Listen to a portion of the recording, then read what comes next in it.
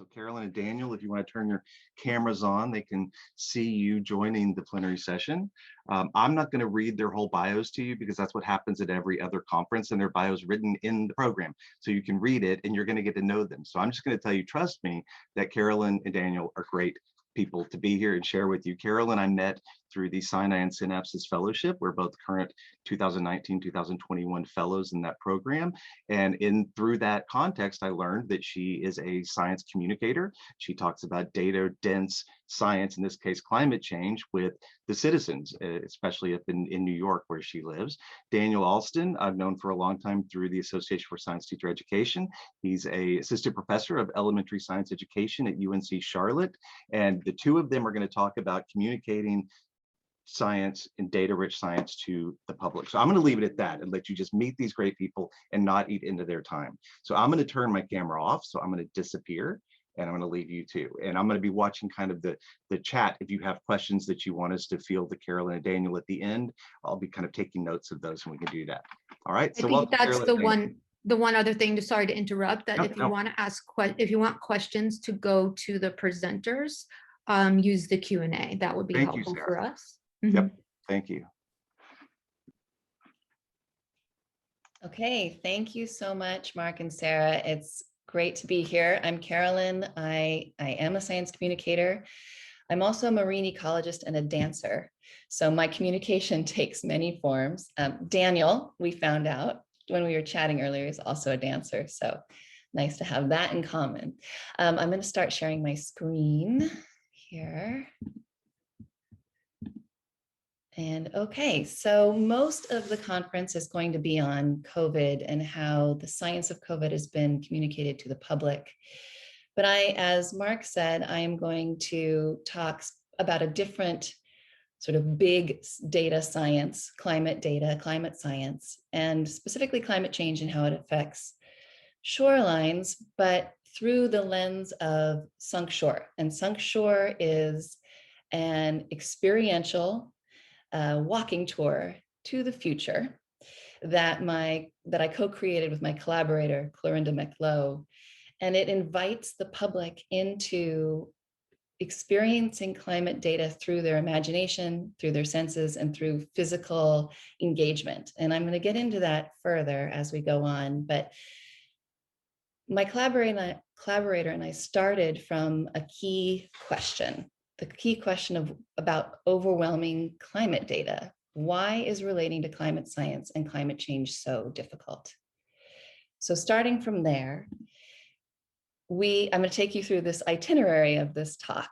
And we're going to start with looking at climate change data and impacts and how those are related to the public, how they have been, how they currently are. Go a little bit into how do we learn and retain information. And then finally, walking you through Sunk Shore and how those two previous bits of research, plus all the data specific to our area, were put into Sunk Shore. And I want you to take a moment and look at the skyscrapers behind me there. That's Lower Manhattan. Keep those in mind. Okay, so we've all seen climate data like this. Charts, figures, percentages, using degrees, the 1.5 or 2 degrees Celsius, maybe not understanding what the baseline is, percentages of heat waves, percentages of rainfall in relationship to what. So these are all actually beautiful, beautiful representations of climate change data. But the problem is all of these require some science literacy. There are day-to-day variations in the famous hockey stick graph that if someone were to look at that, what would they want to know about those cycles versus the uptick, the extreme uptick at the end? Or at the bottom, you can see there's two maps side by side. That's Bangkok, the city of Bangkok, and this is a modeling map. So the first one was before land elevations were correctly measured, and the second one is when the data was corrected. And you can see that the flooding is very different. This is projecting forward to 2050. But many questions are like, why do models change? What parameters changed? What things weren't measured correctly? And you all know this well, being science and mathematics instructors. So actually that modeling made me think about New York And so this is New York. This is part of New York City. And this map shows what land is projected to be below annual flood level in 2050. And what I know, having lived here for a number of years and through Hurricane Sandy, is that this is exactly where Hurricane Sandy flooded New York. So this will be more permanently flooded by 2050, which makes me think when we get more and more frequent storms of the size of Sandy, what then will be flooded? And one more thing about this map, that's Governor's Island down there where the arrow is pointing. Keep that in mind. That's where our sunk shore tours will be taking place. Okay, so that's data. Now we're looking at how impacts are usually communicated. And these are very evocative photos. We've seen most of these for years. The iconic wildlife, the polar bear, the disappearing glaciers, fires, drought, flooding, disappearing or damaged coastal towns and cities. And like I said, these are all very evocative. These are really actually beautiful pictures of terrible things. So they should create engagement. They should create concern. And yet the public hasn't overall been as engaged as we hoped. So why haven't these been effective? A lot of the graphs, as I was saying, they require some science literacy. So they're too technical or they're too overwhelming. There's too much data. Even in those beautiful representations, there's still too much data or things that aren't explained very clearly. Perhaps they're too abstract. They're from far, far away, or they're for a concept that hasn't been introduced, like the idea of disappearing glaciers or how to look at weather maps, for example. Or they're too scary and depressing. You know, we talk about the doom and gloom, and where is the sense of, is there a future that we can live in? What resilience do we have? What adaptations do we have? So these lead to feelings of inefficacy. There's nothing I can do to make a difference, or shame. I can't understand it. I'm not smart enough. Or disinterest. It's not relevant to me, to my home, to my values. So that was how we were thinking about, okay, what do we know about how people are learning about climate data and climate change? And then we thought, okay, let's go ahead to how we learn. Often we start with the brain, right? Cognition, intellect, facts, skills, logic. And the brain is where we appraise information and we coordinate a response. And a common response when we learn that people don't have enough information is just to pour more data into their brains, pour more facts, say, wait, learn this, wait, learn this. Oh, if you know this, then you'll get it, you know this.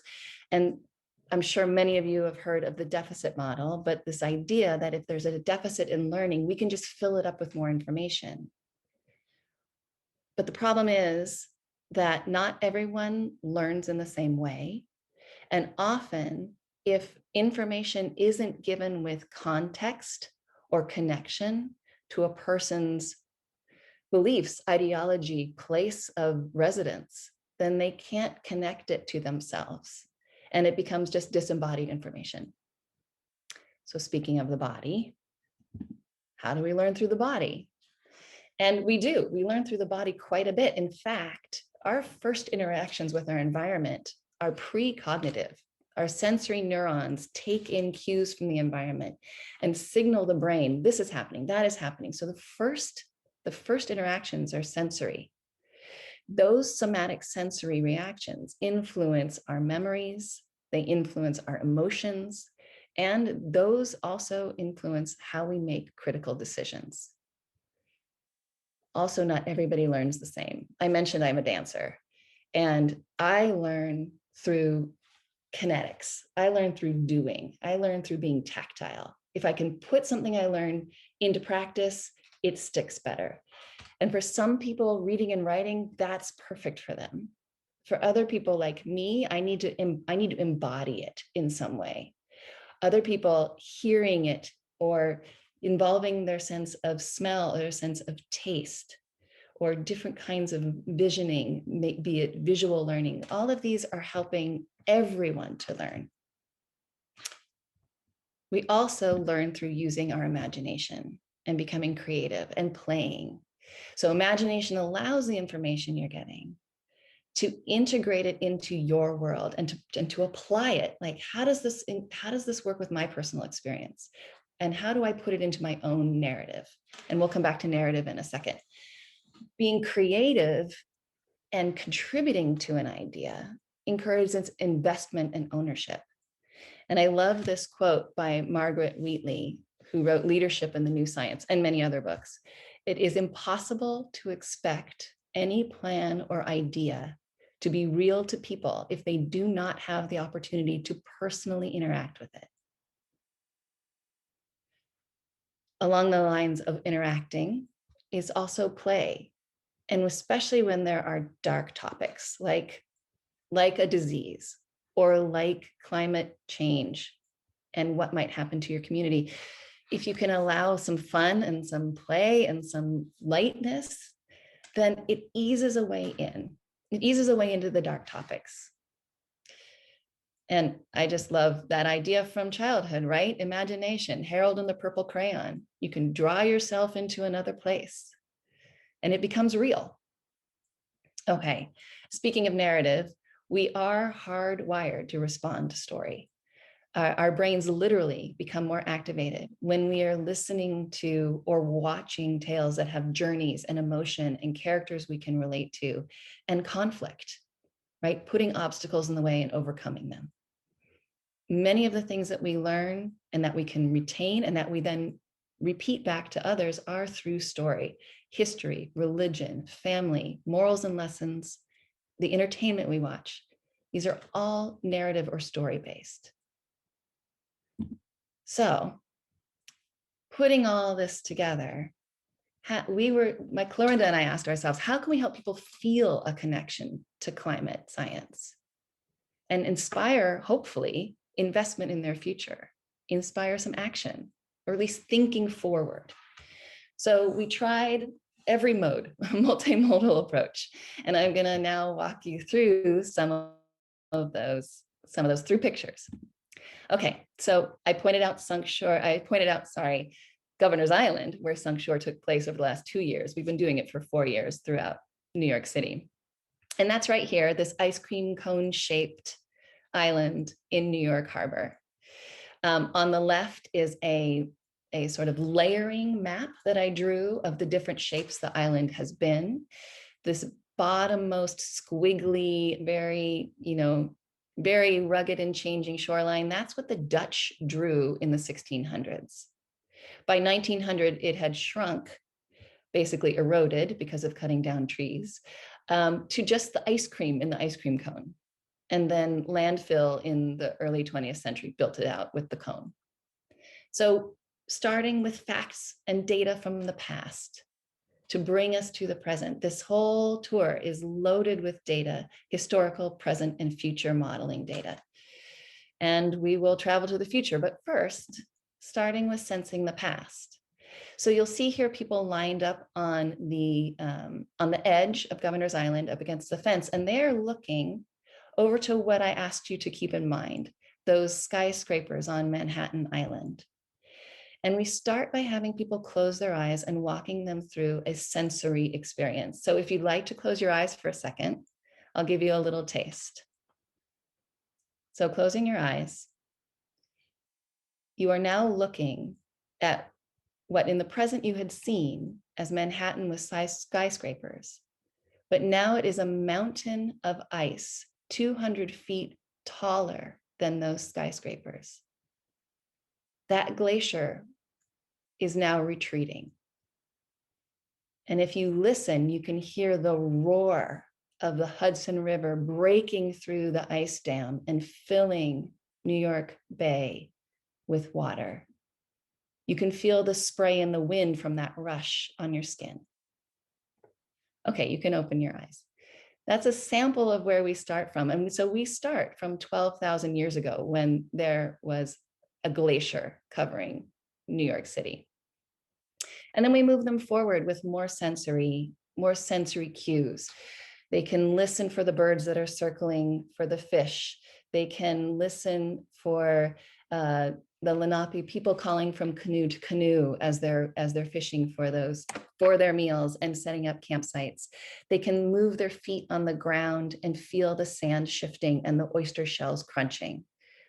All this they do with their eyes closed, so that they're grounding themselves in the sense of their body, what they're seeing, what they're seeing in their mind with imagination, what they're hearing, what they're smelling, what they're feeling.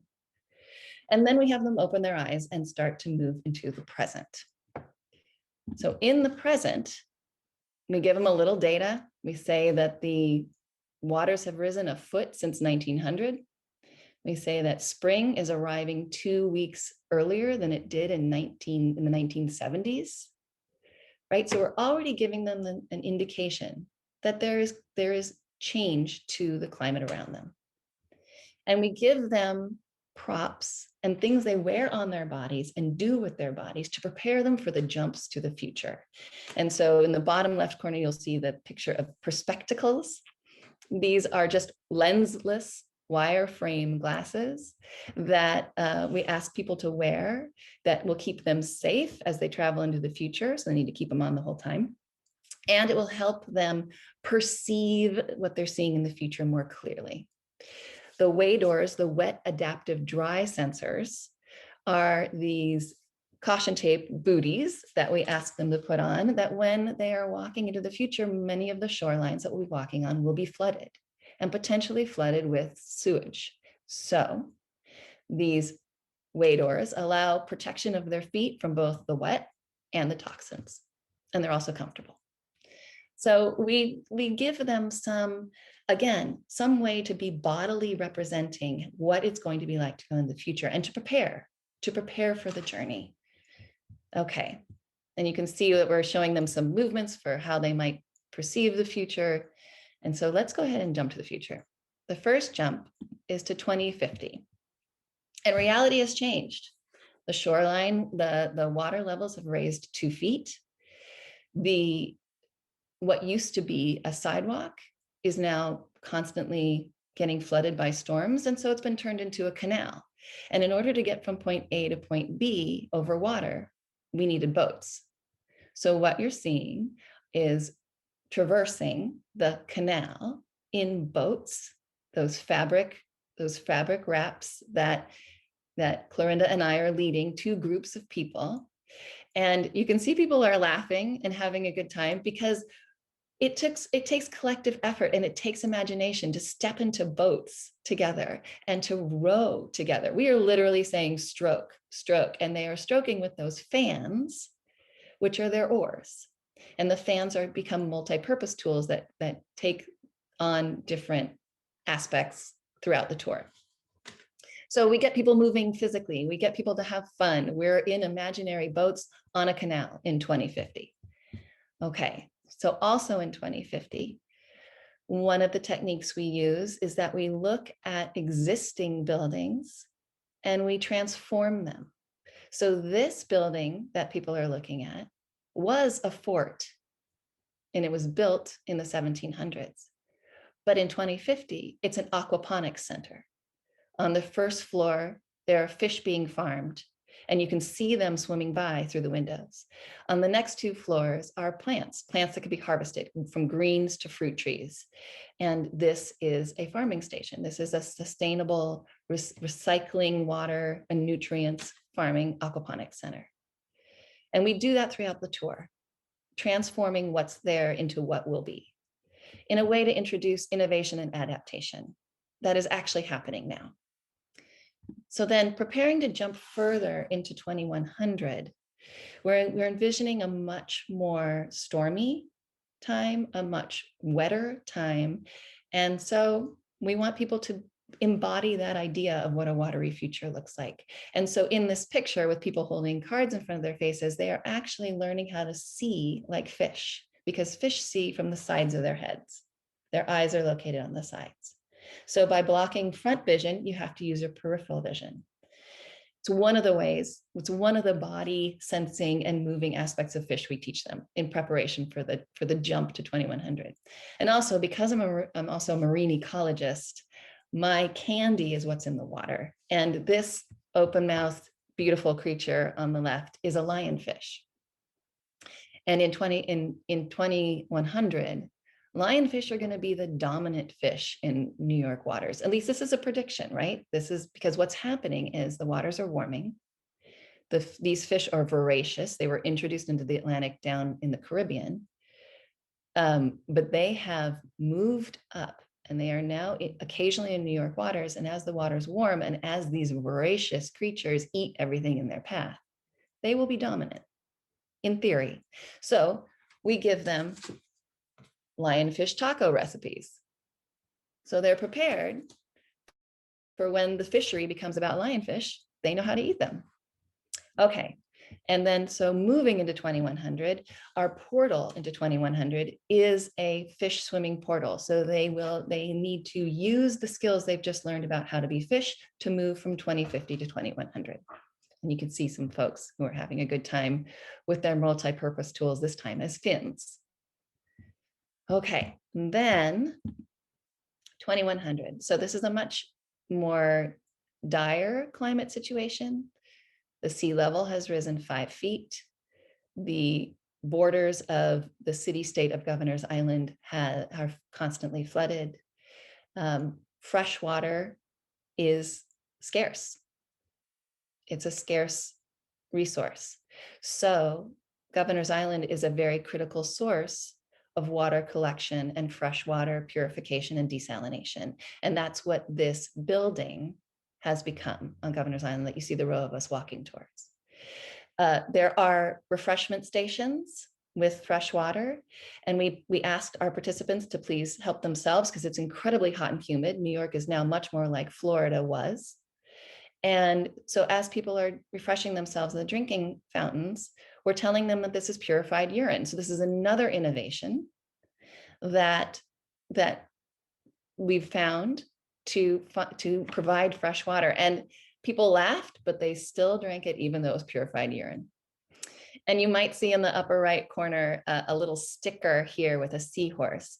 That sticker is a security permission badge to get into this highly protected water resource area. And the reason why it's a seahorse is because seahorses used to be a very common species around New York and in the New York waters. But with the warming waters, with increased pollution and with voracious lionfish, they are now extinct. So it's a good warning and reminding us of how precious our resources are. So after we go through 2100, we end up at the highest point on the island where it's the safest point to see the water encroaching on the shores, over the shores, and we safely bring people back to the present. And bringing them back to the present then allows us a chance to have a big conversation about how that felt to go through the tour, what's resonating with them, what concerns didn't we cover? Because obviously, Clarinda and I are creating a narrative that we want to follow to point out specific things, specific dangers, specific concerns, specific innovations and adaptations. But people have many, many questions. And so this gives us a chance to actually get input from the people who took the tour. And then people have written us afterwards. And thankfully, some of them at least have said that this has actually really impacted a different way of feeling climate data and thinking about climate change. So you're probably reading some of the quotes along the side. And the middle one is just, it's really our goal. We learned and felt so much and had our sense of purpose reignited. And that's our goal, is to have people feel like, okay, I am involved in this. I can understand this. I want to do something about this. I want to know more. We also give them a pamphlet full of data so that they can look things up themselves. And I think I will stop there because I can't wait to hear what Daniel is thinking. Thank you very much. I have some references, and thank you. If you want to take a picture of this, here are some links either to me or to more about Sunk Shore. Thank you so much, Carolyn. Yes, loved it. One of my one of the last things in the chat that I wrote there was just in that quote that you shared, sense of purpose, right?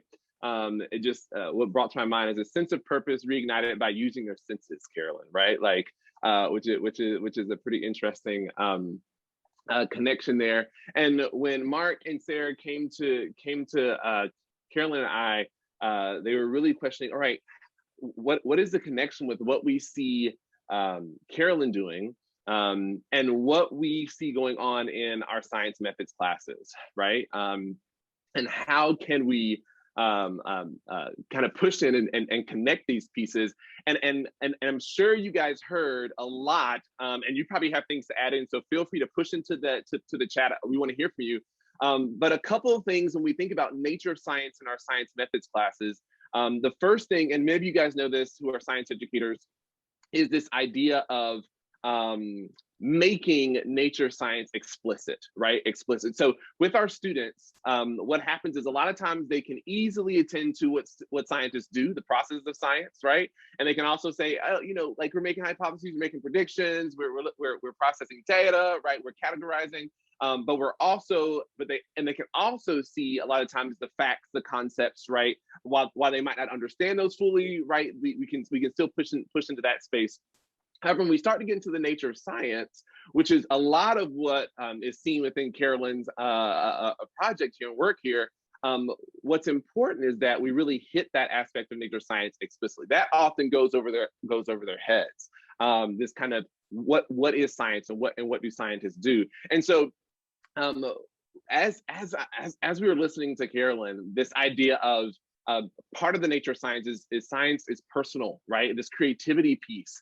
And Carolyn at the very beginning talked about this place-based, right? Really tying into the interest, right? And making things relevant and meaningful for the participants in her project, but also for our students is extremely important. And we're hearing more and more of that, right? As we push into the science education space. You know, when we talk about citizen science, and we talk about really and pushing in even more now is this kind of idea of environmental justice, right? And really getting our students to attend to what's going on in their own communities and how we can use science, right, to strengthen voice, right, and strengthen their voice in our classrooms.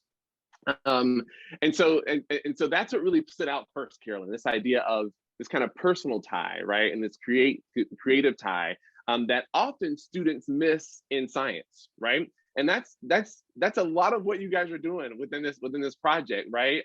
Is using that creativity and getting participants to really be creative, right, in their understanding of the process of climate change, right, and what we see there. Something else Carolyn talked about just now was that those collective efforts, right? The collective efforts of she mentioned it in reference to getting in those boats, right, and having people like you know, paddle and go forward. And so if we're doing things like this with our students, it's important to note that we bring them into that space of, who are we right now? What are we doing? Are we and students? You know, we're doing science, right? Yeah. We're and what are we collecting? What are we seeing? We're using our observations. We're using inferences, right? As we're going through this piece, but also bringing them to the fact of, we're working together, right? Like we are collaborating and pushing this forward, and that's often a thing that is missed. Ian Benz is also in the crowd today, and we often start our semester off with a draw scientist activity, which many of you probably do who are science educators. And 99% of the time, when students draw that scientist, that is a lone scientist, right? Every once in a while, I'll get students to kind of draw a scientist with somebody, right? Or they're teaching students. But that idea that this is a collaborative and collective effort, right, is one of those explicit things that we need to bring into and mention in that human endeavor space.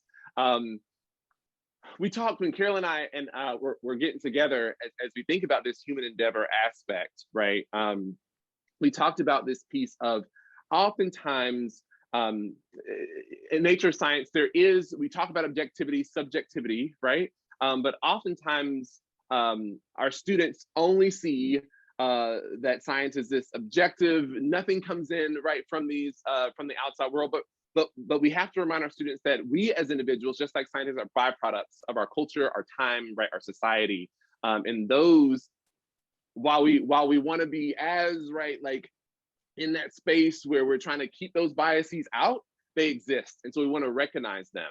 And that's what I love about Carolyn's project, is this idea that climate change can be an extremely hot topic, right, Carolyn? Oh, yeah. And so what this allows Carolyn and her partner to do is to really open up the space, and like she said, kind of making having fun, right, to open up the space for a difficult topic. And so as we think about in our science education classes and our math education classes, when we start to hit on difficult topics, how can we open up that space, right, so that walls don't come up because of what they heard from parents, grandparents, friends, right, when they or the news, or the political arena, right, which is just a part of, again, where we are. How can we keep those walls down, or enable them to not stop at the wall, right? A lot of times I tell my students, I'm okay if you got a wall there, but I want you to sit on that wall, right? I want you to kind of take a look out, and then my hope is that, right, you're able to then eventually climb over that wall, right, and continue on your journey. And I think Carolyn, and I'd be interested to hear about the conversations you have with those individuals. I feel like this experience provides that opportunity too, for those who might put up a wall initially, to kind of sit on it, right, and kind of sit in that space. Is that what you've experienced? Yeah, it's interesting because most in New York City, where we've done it, there isn't as much of a resistance to the idea of climate change being a thing. So it's not so much getting people to believe in climate change, but it is to get them engaged. Because a lot of people are like, they're in that apathy mode, right? What can I do about this? And so it is self-selected.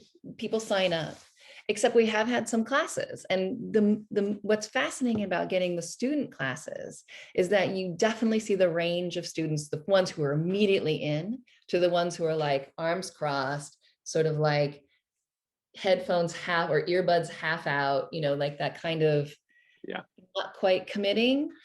But what happens is they do get on the wall.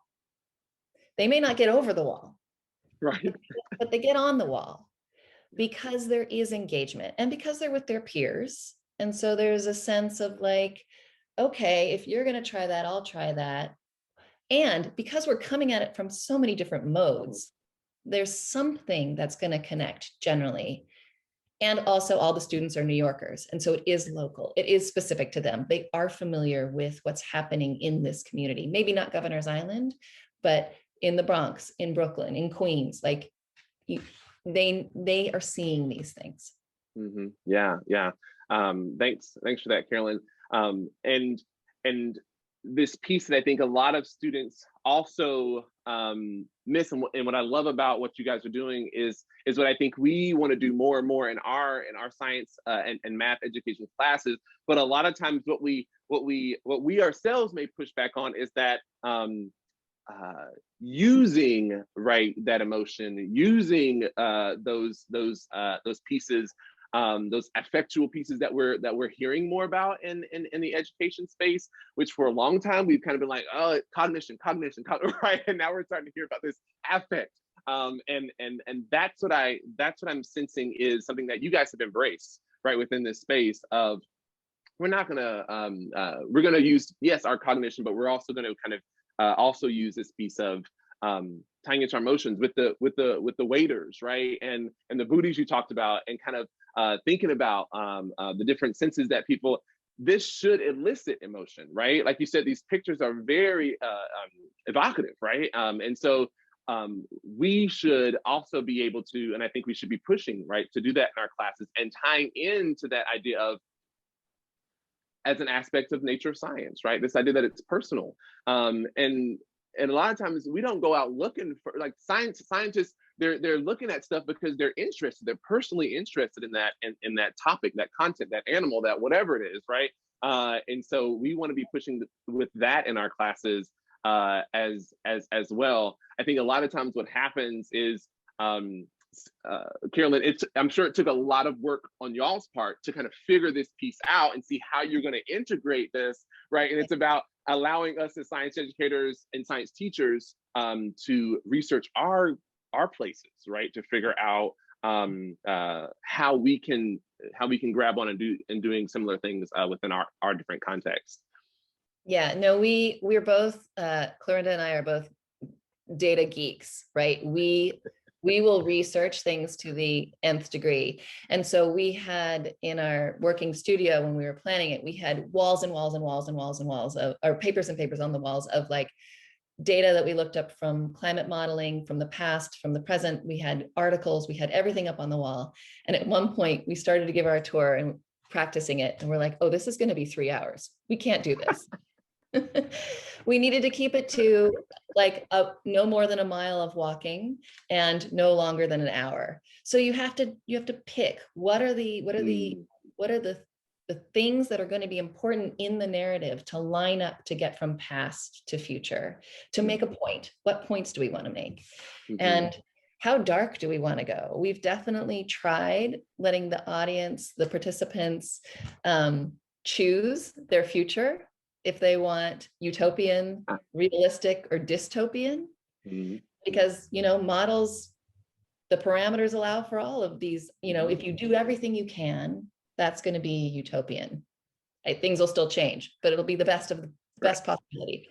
If you don't do anything and you keep doing all the bad habits, that's going to be dystopian. We're probably, honestly, on a realistic path, I hope. And so none of the participants ever wanted utopian. Gotcha. They wanted dystopian or realistic. So they wanted to be like, what could happen? And I appreciate that, and that actually helped us sort of like decide what of our research, what of our background, what of the location we wanted to include. Yeah. And it's interesting that you talk about that when you say they either choose reality or dystopian, right? I think there are times, and there have been some comments I apologize, D. Plowman. I'm not sure if I'm saying the name right, but in the chat space. But this idea of too dark is too scary. But this, okay, thank you so much. I said that right. But this idea that oftentimes we think our students are not ready, prepared, right? Especially when we're talking to our students, our pre-service teachers who are teaching elementary schools, who are going to teach elementary school students. They're like, what can I talk about? What can I talk about? Is this too much? Is this right? But it's interesting you say this with these individuals. They're saying we don't want the utopia, we want the reality, right? Or we want what's like if we don't do anything. And I think our students are also in a space, right, of that. And sure, we still have to determine, Carolyn, like how far do we want to go with that piece? But I think not going, right, and staying away from some of the topics that might raise flags for parents, or depending upon where you're located within our nation or within the world, that I think what you just said gives me, let me make that personal. It gives me encouragement, right, to kind of continue to push my students to cultivate those dark or rough spaces, right, that we might be less inclined to go into. But I think what you're doing, as D. Plowman mentioned, is this idea of D. Plowman was talking about we can do this in math as well, right? Because there's this negative aspect of math, and we're still dealing with data in math and how to interpret and calculate. Is by pushing into the space of emotions, by making it real, by making it meaningful, making it relevant to our students. They're learning without realizing that they're learning, right? Without realizing that they're learning. What you're pushing your students, your people, your participants, your audience, right, into is they're going and they're, but they are learning in that space without having to look at actual data, right? Or by also being able to experience it. Right, by providing an imaginary terrain that has changed. And so they actually have to think about why it's changed on some level. I want to address a question that came up and that you just alluded to. It was about who are the participants in Sungshore, and I talked a little bit about that. And what you brought up is like, yes, so in New York City, we have people who are pretty much on board with climate change as a reality. And there are plenty of places where that isn't the case. What we are trying to do with Sunk Shore now is to create it as a template so that we can go to communities that are not ours. You know, we live in New York. I am from California. These are the places I know deeply. But if I were to be invited to come do Sunk Shore along a river in Kansas, I would not have that historical knowledge. I would have to do a lot of research and talk to a lot of local people. But what I could do, what we hope to do, is to involve people where they live and get them to create their Sunk Shore that would communicate and relate to the people in those places. We're going to do one of these workshops next spring here in New York, but not with us. We're not going to lead it. We're going to test what it is to have other people take on the ownership. Yeah, and Julie also has a question up in the chat as well, Carolyn, when you get to reading that. But I think what you just said also I'm going to bring out another aspect of a nature of science, and that is we are all knowledge providers, right? Like science content and knowledge can be uploaded, right, by anybody, right, in this space, and a lot of times in the past, our students, I think, will only think that scientists are the people who can bridge that gap and who can add knowledge to that space. But as we see with hobby science now, I mean, there are individuals who are more knowledgeable, right, about pieces and they're just adding pieces, and like these people who are at home, right, with coral reef tanks or with, you know, a koi pond or whatever it is, right, to be able to put knowledge in that space. And that, I love that you're talking about that piece as well, of getting the population where you're going, right, to also feed into that space and add knowledge to that space. So now, Julie's question. Sorry, I just wanted to push that in before we get there. Yes. What do your participants ask? What can I do after Sunk Shore? Actually, yes. And we usually speak to that pretty locally. So this exactly feeds into what you were saying, Daniel. Local advocacy, local knowledge is really important when it comes to Sunk Shore. To Sunk Shore, but to climate change. And since we're talking specifically about in New York, it is flooding and storms. So we talk about shorelines a lot. And we say, if you have a shoreline that you feel is not being attended to, that needs softening instead of hardening, in other words, to remove some of the hard edges to allow for absorption of storm surge and flooding, talk to your community leaders, talk to your representatives. These are ways, if you feel like like what we saw with Sandy, that so many of the shoreline housing, which a lot of it is for people who are very underrepresented and of lower financial class, their buildings weren't fitted for such flooding. They weren't protected from such storm surges, right? So then it's if you're in a community that is facing such challenges, then talk to your representatives, talk to your communities, get more involved in that way. Bigger levels, yes, we talk about, you know, there are different organizations you can join, there are different websites, and we give them lots and lots of resources they can go to, but we try to speak to it really locally. That's great. There we go. So I was putting out a question there about math ed people. What are more ways you see yourselves using this type of learning? Sarah pushes in that space, modeling piece. Yes, right. Interpretation of data. And again, pushing into this experiential piece. So, and how we can tie, right, that experience to that modeling, to that interpretation, so that these students are like, hey, we're learning this, but we don't realize, you know what I'm saying? We don't realize we're actually pushing into that space because of the experience that our teacher or our math teacher educator is providing with us. Thank you, Sarah, for that. Yeah, somebody says 2140, great future imagining zone. Yeah, there you go. Nice. And we got some more stuff coming in there. Mark, I see you coming up on the screen, so you're probably about to cut us off. Yes. No, you've got time. But I was going to tell you, there's a couple of open questions in the Q&A feature. And so I thought one of them was here from Malcolm Butler. He says that Carolyn mentioned how the original human inhabitants are incorporated into the Sunk Shore experience. He wonders if there is any intentionality about engaging with communities of people who are typically on the margin of these experiences and conversations. That's a great question, Malcolm. And yes, we have engaged actually on Governor's Island. There's the American Indian Community House, and we have had conversations with them a bit. We need to do more. We also have talked to different artistic and academic scholars who are working on the history of Black and Latinx communities in New York City to see what stories, because again, my being white, my sense of history, I am learning a lot about what I don't know. And so going to people who actually have done that research, and there's actually, I got to tell you guys about, if you ever come to New York, there is Black Gotham by Kamau Ware. He gives these amazing historical tours. I'll put a link in the chat in a bit. And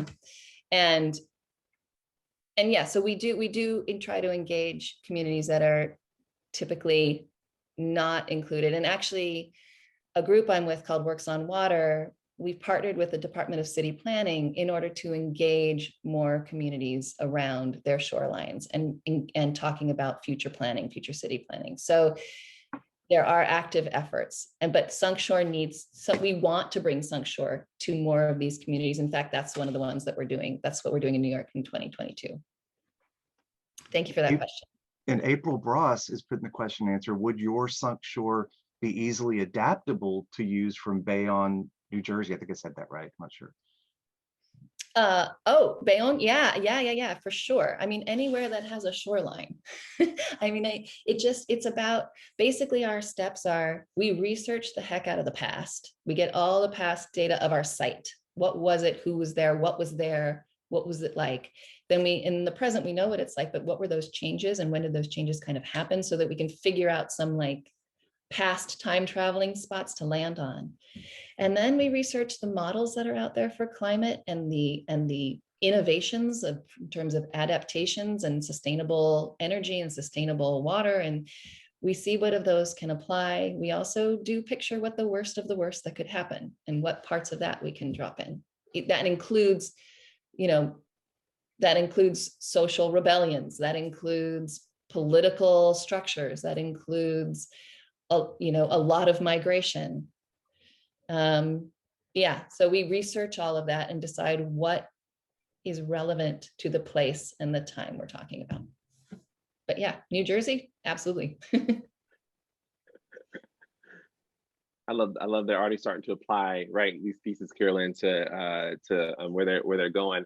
And Mark, I know this conference is really going to push heavily into the COVID space, right? And so as you guys have heard what Carolyn has done, and as you're thinking about these pieces of place-based, these pieces of hitting on emotions, these pieces of equity, right, that Malcolm brought up, be thinking about that COVID piece, because as we know, there have been things that have been highlighted. We know they exist, but they've been highlighted by what we've gone through in the last year, right, of the inequities that exist. And so how can we allow students to look at data, like what Carolyn's talking about, to be in that experiential space, right, to hit on these pieces like inequities that exist when we talk about COVID, inequities that exist when we talk about climate change and things of that nature. So thank you for that, Malcolm, for mentioning that piece. And I'm hoping that what Carolyn has brought forth in this first initial session really pushes all of us, including myself, to think about how I can do this more effectively with my students, right? To get them to be scientists, but also hit on that emotional piece to get them to dive into the cognitive piece.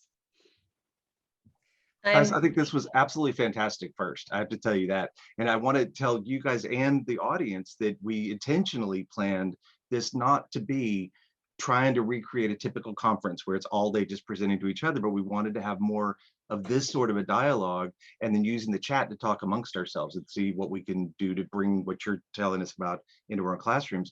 Also, the different plenary sessions are all going to look very, very different. So whereas this one was, you two kind of talking to us, one may be more of an interview style, one may be more of a lecture style. They're all going to be different, and that's intentional.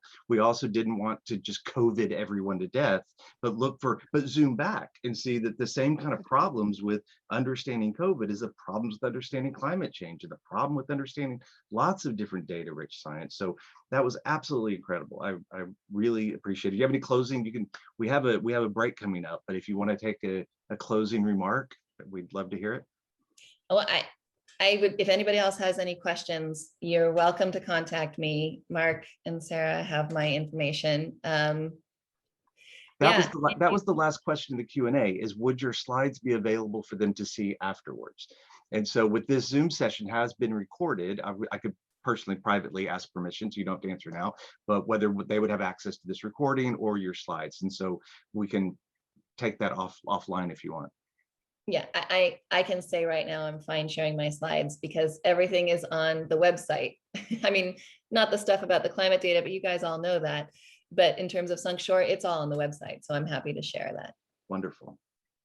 I just want to say thanks for, we see all the things in the chat. Carolyn, looks like they thoroughly enjoyed the presentation. And I'm hoping the connections we made to those pieces with the science and math education piece, nature science, right, in that space really helps push forward. So we appreciate you guys having us for the first Happy session. day after your birthday, Daniel. Thank you so much. 38, yes.